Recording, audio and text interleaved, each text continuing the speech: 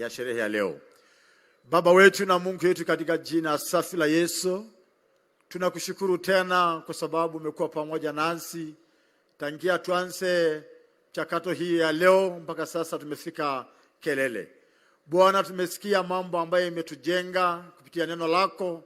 Tumesikia pia tena kupitia viongozi wetu, rais wetu mpendwa, kwa yale ambayo ametuzungumzia, ametunenea.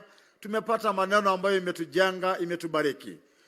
Tumefika mwisho na sasa tumekuwa tayari kurudi nyumbani. Wale ambao wanarudi Nairobi, rudi kule nyumbani pote. Tunaomba Bwana ukaweze kuwabariki na kuwalinda na kuongoza pote wanapoenda.